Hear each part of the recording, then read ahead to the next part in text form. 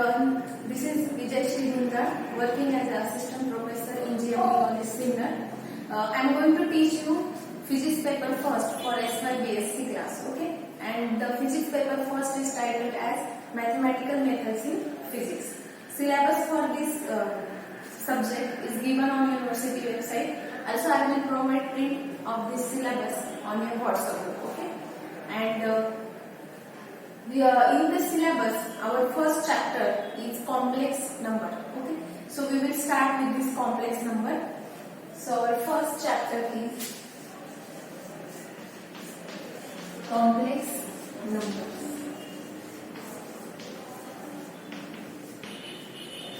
Before going towards complex number, why there is need to study mathematics in physics? That means why there is need to study this paper in physics as mathematical methods in physics, because there are so many branches in physics like quantum mechanics, statistical mechanics, classical mechanics. So for this, each and every branch of physics, each and every subject of physics is incomplete without mathematics, because we need qualitative and quantitative analysis of different problems.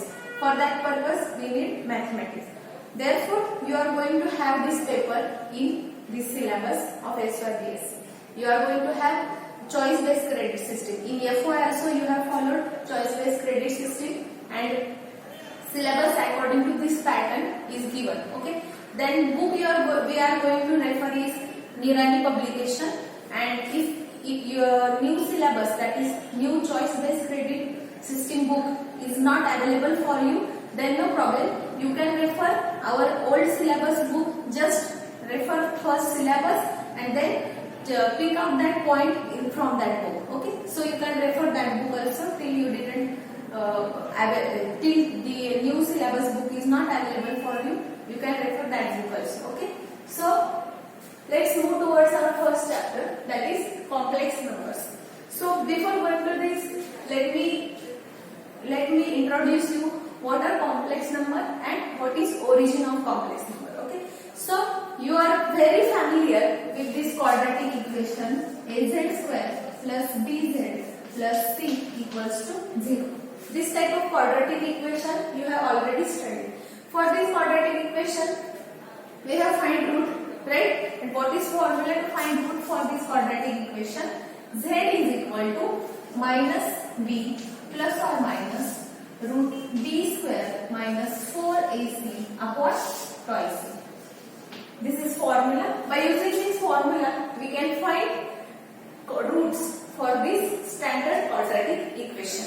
Now this term, just observe this term which is inside the root, that is b square minus 4ac. This term I am going to denote by d, because this term is called as discriminant term. Discriminant term. Why it is called as discriminant term? Because this term will differentiate two types of number. Means because of this term we are going to have either real rational number or complex number. Okay. Then what is criteria? If our d is less than 0, that is d is negative, then we will get complex number.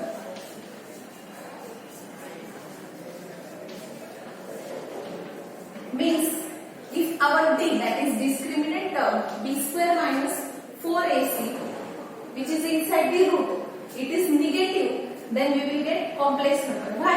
Because root of any negative quantity is difficult to calculate, and for this scientist Euler find a one term which is known as iota. We will study this in detail by taking example. Okay. Now if our d is greater than 0, that is positive, then we will get real rational number, real irrational number. Okay, so we will get real irrational number.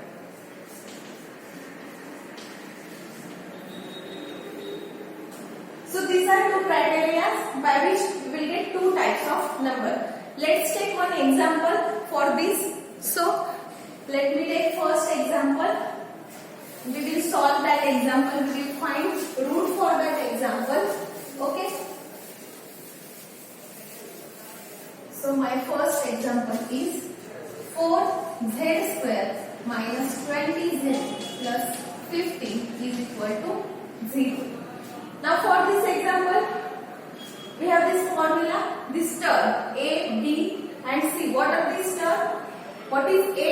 It is coefficient of z square. B is coefficient of z and this c is constant from our standard quadratic equation, right? So according to this, what will be a here? 4. B will be minus 20 and c will be 15, right? So let me first find discriminant term.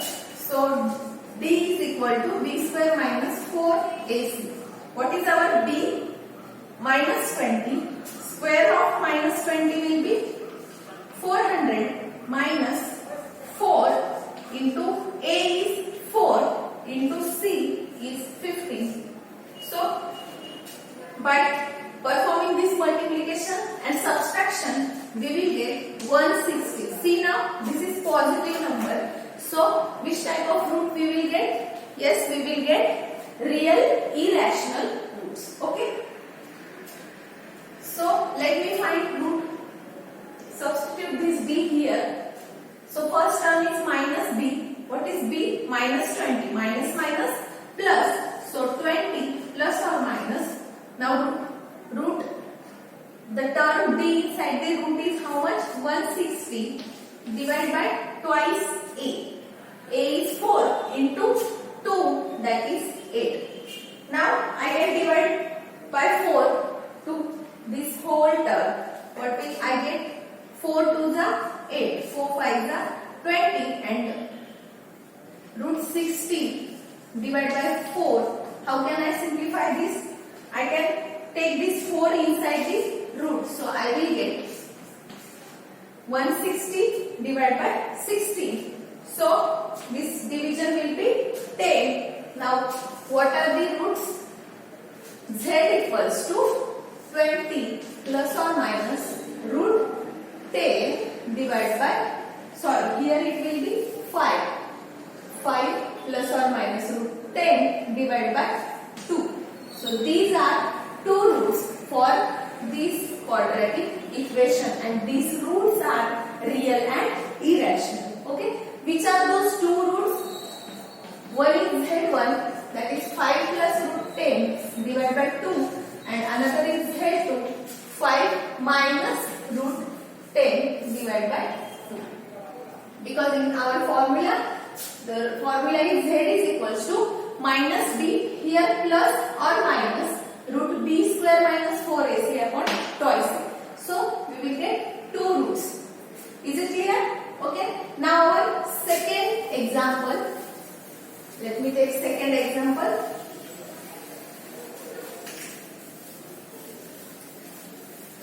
So our second example is 4z square minus 20z plus 27 equals to 0. Now let me find very quickly our d. D will be under root b square minus 4ac, that is discriminant term, which will give me 400. Now you can find a, b and c values by comparing these two. Okay. It is, you are familiar now. So 400 minus 4 into AC. What is A? 4 into C is 27. Now if you simplify this whole term, you will get inside the root minus 30. Okay. Now can we find root of negative quantity? Is it possible? No. Finding root of negative quantity is not possible. For that purpose, I told you in few minutes that Euler's name of mathematician. Euler's find a term iota. Iota, and he defined iota as I equals to root of minus 1, or if I square this quantity, I square will be minus 1. In this way, scientist Euler defined I square as a minus 1. So quantity. So I can write this root minus 32 as root minus 1 into root 32, and this root minus 1 is defined as iota, right? So this will be I root 32. Is it? Okay. Now let me go towards the roots. So formula is minus b plus or minus root b square minus 4ac upon twice a. Now quickly substitute our values. We will get 20 plus or minus root minus 32 upon a, and this 32 I can write as 20 plus or minus I root 32 upon a. Again I can divide by 4 like previous example. So this will become 2, 5, and here 32 divided by 4. It will go inside the root, become 16, and 16 2s are 32. So what are our roots now? 20. No. Now we have divided by 4. So 5 plus or minus I root 2 divided by 2. See. Now again we have two roots which are neither real rational nor real irrational number. These are what? Complex number. Numbers which contain the term I, that is iota, which are originated from negative root of any negative quantity gives rise to a complex number. So what are our roots now? Z will be 5 plus or minus I root 2 upon 2 and Z2. That is second root will be 5. Here it will be plus, and second will be 5 minus iota root 2 upon 2. These are two complex roots. Okay. So you have got little bit idea about complex number. What is origin of complex number? Okay. Now let me define what are complex numbers. So we will move towards the definition of complex number. This was all about origin and introductory part of complex number. So let's move towards the definition of complex number. Okay.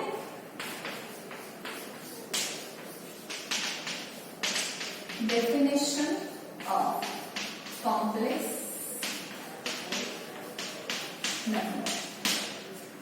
So any number which can be having form z equals to x plus iy is known as complex number. Complex number are generally denoted by z, okay, and it is defined as x plus iy, where the term x is known as real part or real term, and term y which includes I, it is y is coefficient of I or multiplier of I, which is known as imaginary term. Which term? Imaginary term. Okay. So any number which can be written in this form, that is x plus iy, that is two parts, which include two parts, real or imaginary, such number is known as a complex number. Let's take one example. For example, z equals to 3 minus 7i. Now if we compare these two, what we will get? Our real part, that is real part is how much now? X, which is equals to 3, and imaginary part, how we define imaginary part? It is a multiplier or coefficient of y. So imaginary part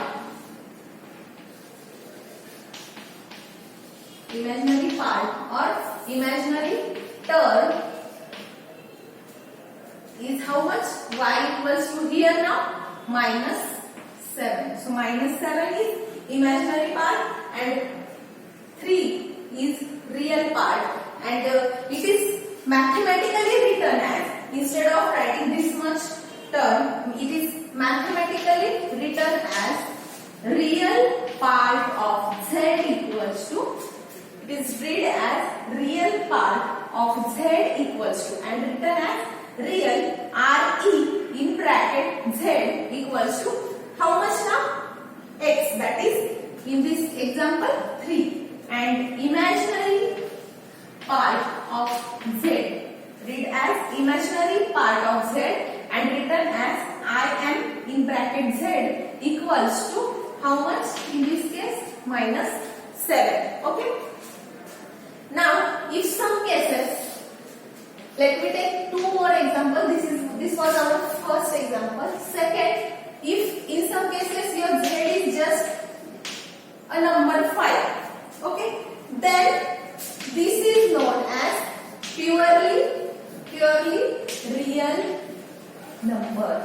Okay, this is also said as complex number, but this complex number is purely real number. And what will be here? Real part of z? Yes, only 5. What about imaginary part? Is there any imaginary part? Any term including I? No. So, imaginary part of z will be 0. Such numbers are called as purely real number. Now, let me take one more. Z equals to -3i. Just observe this. In this case, there is term including I, but real term, that is real part, this part is absent in this number. So, such numbers are called as purely imaginary number. Purely imaginary numbers. And in this case, what will be real part of z? It will be 0. And what about imaginary part of z? Imaginary part of z will be -3. Okay? So, this was our first lecture regarding introduction and definition of our complex number. In next lectures, we will start with, we will go through the modulus of complex number, then different algebraic terms, different algebra that we can do with our complex number. That is, algebra means what?